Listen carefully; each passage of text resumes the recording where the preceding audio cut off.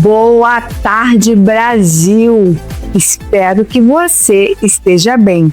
Está começando mais um Elas em Ação, o programa que conecta informação, inspiração, protagonismo feminino para todo o Brasil.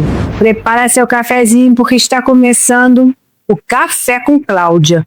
E no programa de hoje, a doutora Cláudia Neves vai falar sobre a criminalização da misoginia. Já é realidade, mas será que a sociedade está pronta para essa mudança?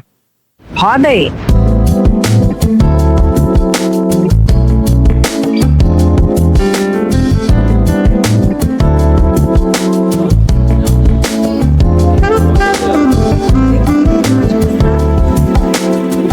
Muito boa tarde, pessoal. Hoje eu quero falar sobre algo que talvez você já tenha vivido, mas nunca tenha parado para nomear.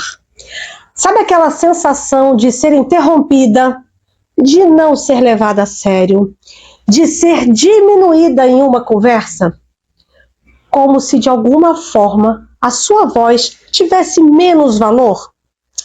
Então pega seu cafezinho e vem comigo, porque hoje a gente vai falar sobre a aprovação no Senado da criminalização da misoginia e o que isso realmente significa na vida das mulheres. Vem comigo.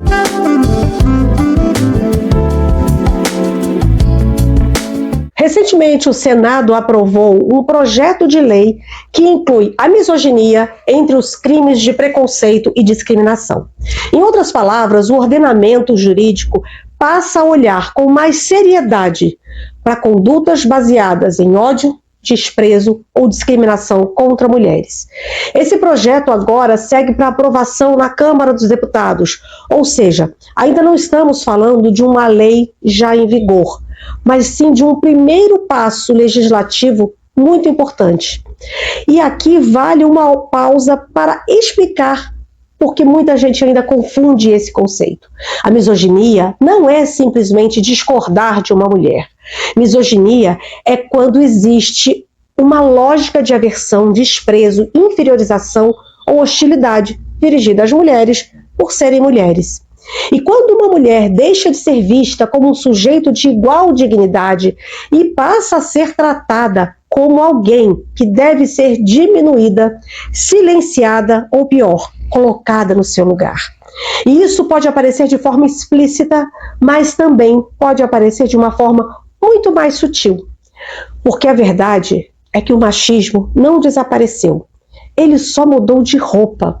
Há alguns anos eu escrevi um artigo que fala exatamente sobre isso e que eu intitulei de neomachismo, que é aquela forma mais sofisticada, mais disfarçada, mais socialmente aceitável de continuar reproduzindo a velha lógica patriarcal. É o discurso que parece moderno, mas continua tentando limitar a mulher. É quando, por exemplo, se tenta desqualificar qualquer reação feminina como vitimismo, exagero, histeria ou até militância. Ou ainda, quando se vende uma falsa ideia de igualdade, enquanto na prática se continua atacando, diminuindo e desautorizando mulheres. E isso importa muito, inclusive juridicamente, porque durante muito tempo certas violências contra a mulher só eram levadas a sério quando chegavam lá no extremo. Mas a violência não começa no extremo. Ela começa na cultura, na linguagem, na humilhação normalizada, na tentativa de descredibilizar a mulher, na banalização do desrespeito. Quando o direito começa a nomear isso, é um primeiro passo, mas que não resolve tudo. Claro que não. Mas manda uma mensagem, um recado importante para a sociedade, de que isso não é opinião, isso não é brincadeira, isso não é normal e isso é muito sério e muito relevante. Mas aqui eu também faço questão de um outro ponto importante para explicar. Nem todo conflito com uma mulher é misoginia. Nem toda discordância, nem toda conversa atravessada, nem todo incômodo automaticamente configura crime. É preciso responsabilidade nesse momento. O ponto é outro. Quando existe uma conduta que expressa ou estimula o ódio, desprezo, a discriminação ou inferiorização da mulher em razão do seu gênero, aí sim estamos falando de algo muito mais sério. E é justamente por isso que esse debate precisa ser feito com maturidade, seriedade e não com banalidade. Porque o que mais chama a atenção nessa discussão é que muitas mulheres já sentiram isso na pele, antes mesmo de saber dar nome ao que estavam vivendo. E quando uma sociedade começa a nomear uma violência, ela começa também a tirar a invisibilidade dessa violência. E talvez este seja o grande avanço, não permitir mais que o desprezo contra a mulher continue sendo tratado como algo pequeno, banal ou aceitável. A misoginia não é exagero feminino, é uma estrutura de desvalorização da mulher que por muito tempo foi tolerada. Na próxima semana, nós teremos mais um Café com Cláudia, aqui no Elas em Ação. Eu espero por vocês para mais um cafezinho. Até lá. Nosso Papo com as Estrelas de hoje, nós vamos entender que hora que um cometa raro vai passar pelo nosso Brasil, a olho nu. Vamos então conferir quando e como acompanhar?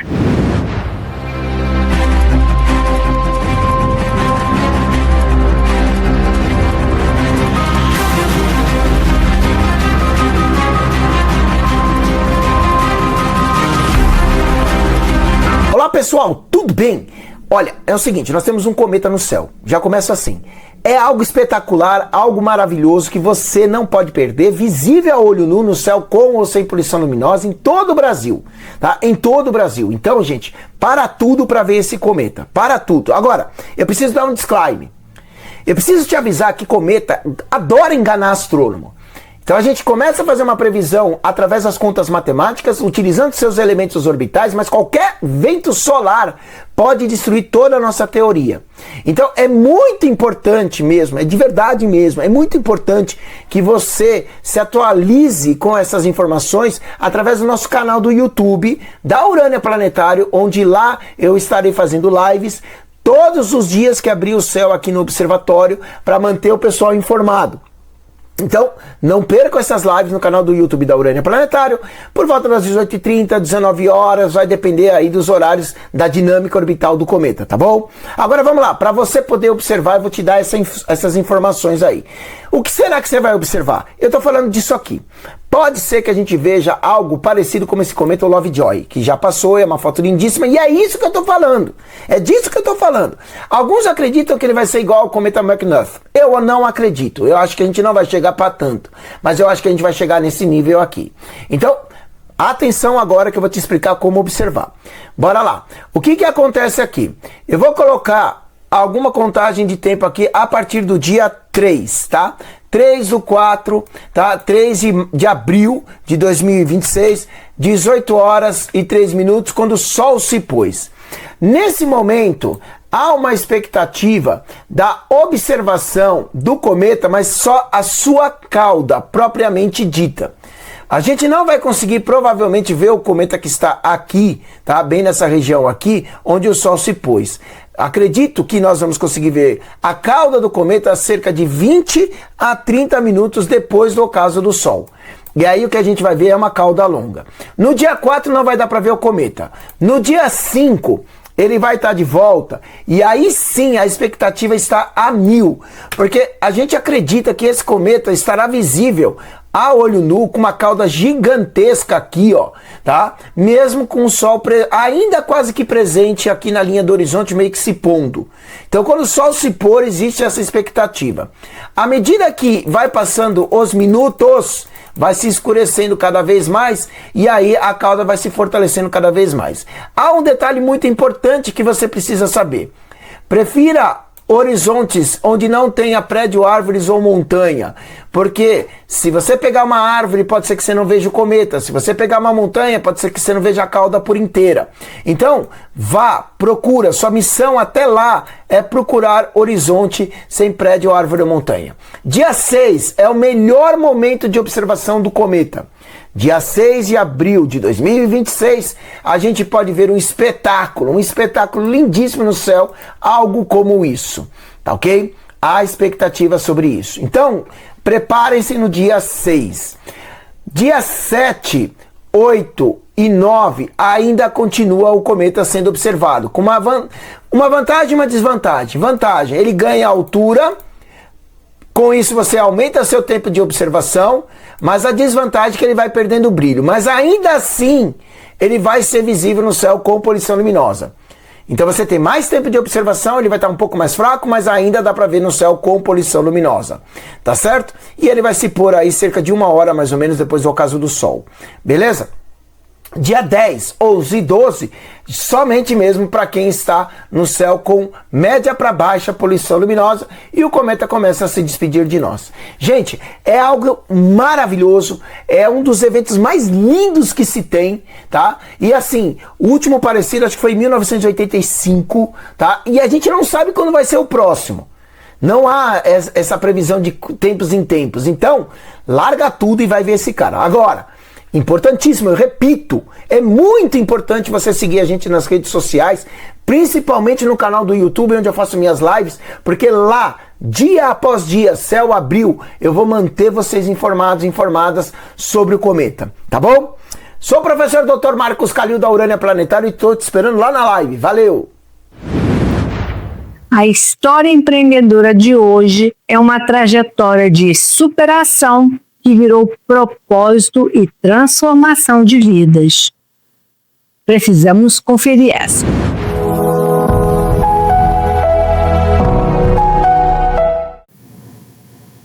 Olá, sou Raquel Delvaux. 23 anos na área de segurança pública. Sou policial civil, atualmente comissário de polícia civil no Rio de Janeiro, estando ainda na ativa. Sou formada em Direito. Sou professora da Academia de Polícia do Rio de Janeiro, a Cadepol.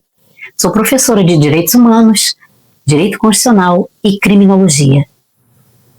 Tenho mestrado em Direito pela UERJ. Minha dissertação de mestrado virou livro, Produção do Espaço Urbano Compatível com o Meio Ambiente. Tenho pós-graduação em Direito Público e Privado, pós-graduação pela EMERGE em Direito Penal, pós-graduação em Neurociência. Estou fazendo ainda uma pós-graduação em psicanálise, tenho formação em consultoria de imagem, sou formada em palestrante pela Escola de Palestrantes, tenho formação em PNL, sou trainer em PNL, Programação Neurolinguística, sou CEO de Deu Voz por Delvaux. Eu oriento na sua transformação pessoal, no seu encontro interno, na sua mudança interna para fora. Eu oriento você a encontrar a sua voz de peito. Tenho várias alunas em mentoria individual, consultoria individual, mentoria em grupo e sou palestrante também. Eu quero dizer para você que é um prazer contar um pouco da minha história, porque eu precisei me autoconhecer para ajudar outras pessoas. E foi ali, resolvendo e gerenciando riscos e conflitos na área da segurança pública, nos plantões de delegacias, que eu aprendi a conhecer o ser humano, a conhecer pessoas e a gerir sentimentos. Mas para que isso fosse possível, eu precisei primeiro me autoconhecer, porque é através da mudança interna que você descobre quem você é e o que você pode desenvolver no externo. Não adianta só cuidar do externo. Se você não sabe o que você quer internamente, se você ainda tem questões para resolver internamente, através das crenças limitantes, que simplesmente são crenças que passaram de geração para geração e fizeram que você acreditasse que você não era capaz. Eu oriento você a ressignificar essas crenças limitantes e te ajudam no seu desenvolvimento pessoal, no seu destrave, na sua mudança de mentalidade, no seu crescimento. Porque, mais uma vez eu repito, se você não sair da sua zona de conforto, nada vai mudar. E é sério, o ambiente, quando você muda, tudo muda. Mas não adianta só mudar de ambiente.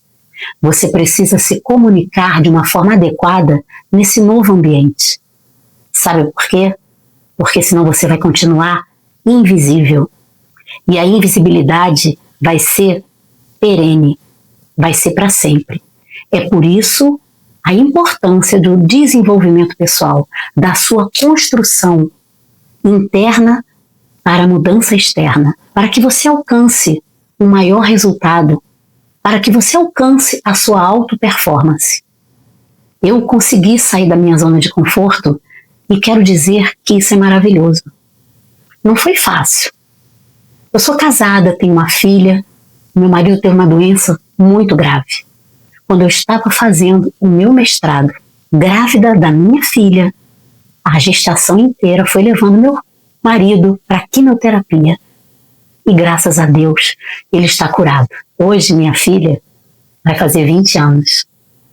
E eu não desisti do meu mestrado, que me abriu portas, onde o meu livro foi publicado.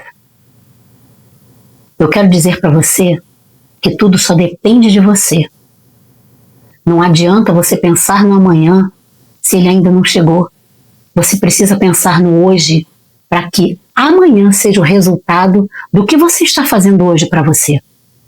Enquanto você não perceber que começa hoje a sua mudança, o resultado nunca virá. Foi um prazer estar aqui com vocês, Raquel Delvaux. Meu Instagram, raqueldelvaux_lidera. Deu voz por Delvaux. Oriento você na sua voz de peito.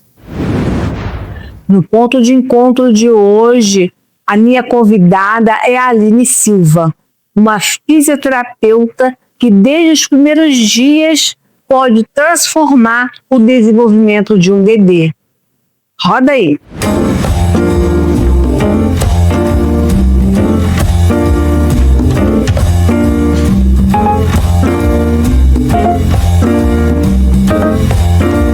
Olá, me chamo Aline Silva, sou fisioterapeuta infantil, especialista em neurofuncional com foco no desenvolvimento motor.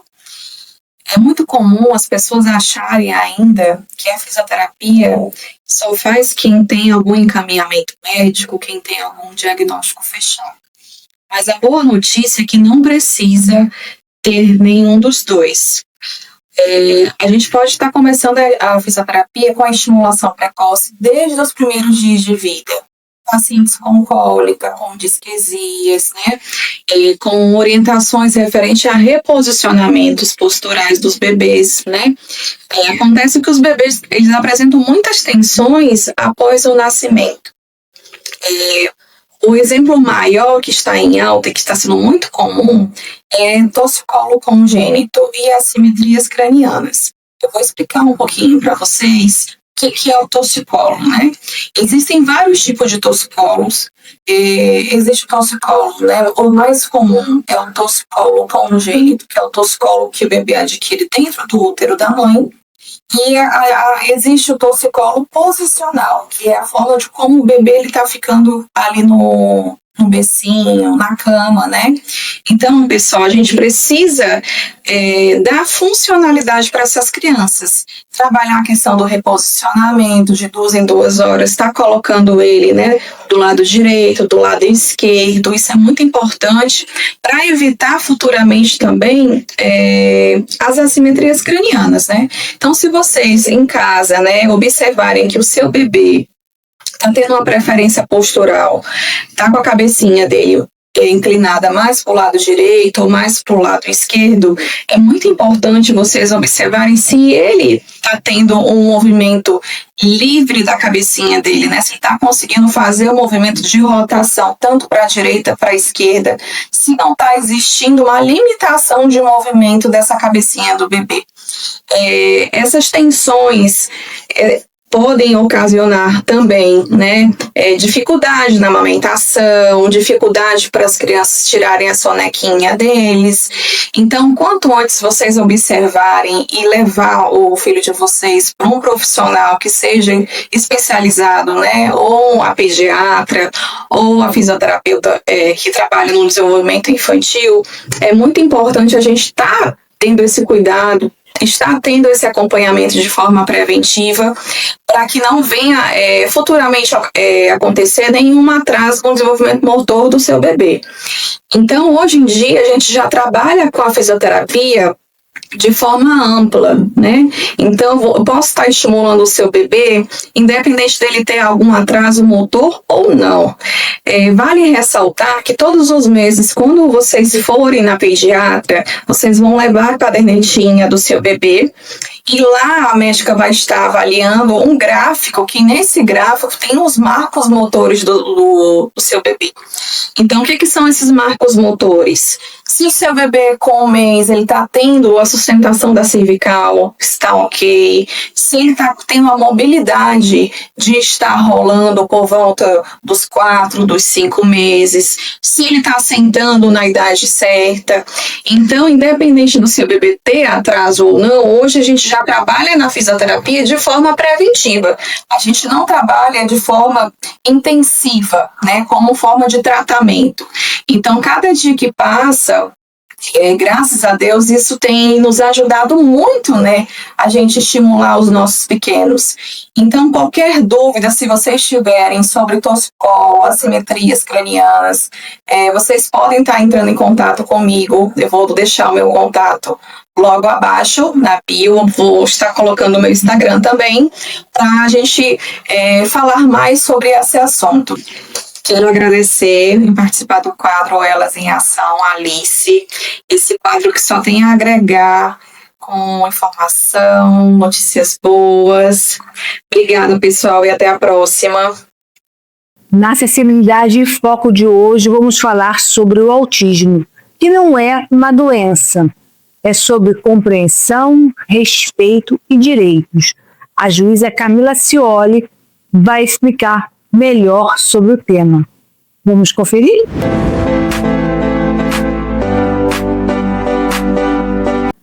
Olá, boa tarde. Estamos iniciando mais uma Acessibilidade em Foco aqui no Elas em Ação.